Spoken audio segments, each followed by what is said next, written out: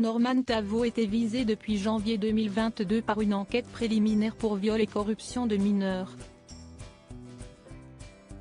Celle-ci vient d'être classée sans suite, a révélé Le Parisien ce mercredi. Le parquet a confirmé l'information auprès de l'AFP. L'enquête préliminaire pour viol et corruption de mineurs visant le youtubeur Norman Tavo vient de faire l'objet d'un classement sans suite, vient de révéler Le Parisien ce mercredi 11 octobre 2023.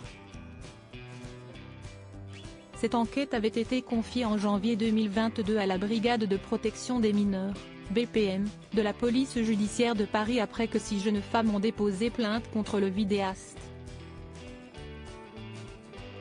5 d'entre elles, dont 2 étaient mineures au moment des faits, l'accusent de viol. Rappelle Le Quotidien. Le parquet de Paris a confirmé l'information auprès de l'AFP. Les échanges préalables aux rencontres étaient systématiquement sentimentaux et le plus souvent sexualisés et sans ambiguïté. Il apparaît ainsi que les consentements n'ont pas été trompés, et que la pression de ne pouvoir revoir le mis en cause ou son insistance ne peuvent suffire à caractériser la contrainte. Norman avait été placé en garde à vue le 5 décembre 2022. Une mesure qui avait finalement été levée dès le lendemain, le mardi 6 décembre, pour poursuite d'enquête au bout de 36 heures et sans poursuite à ce stade, déclarait l'AFP.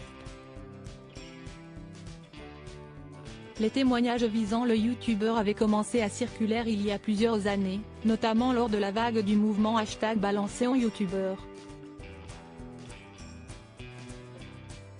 Squeezie l'avait visé sur Twitter en expliquant que certains de ses confrères n'hésitaient pas à profiter de la vulnérabilité psychologique de jeunes abonnés pour obtenir des rapports sexuels.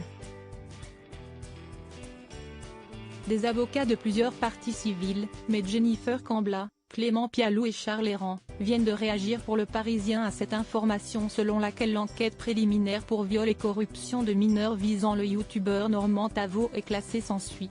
Nous prenons acte du classement sans suite, nous continuons de considérer que les éléments constitutifs des infractions reprochées à Norman Tavo sont caractérisés. Nous nous réservons le droit de déposer une plainte avec constitution de partie civile.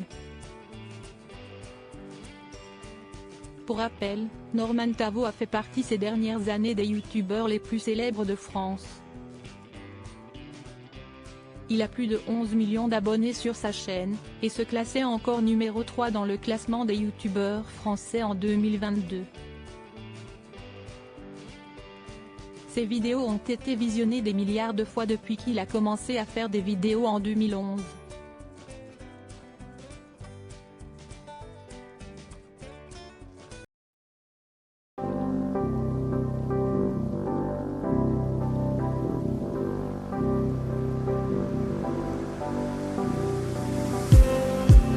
Just need some that will wake me up enough to fight, 'cause you let me down it for me to not let me count the minutes. I just need some new, make me come up.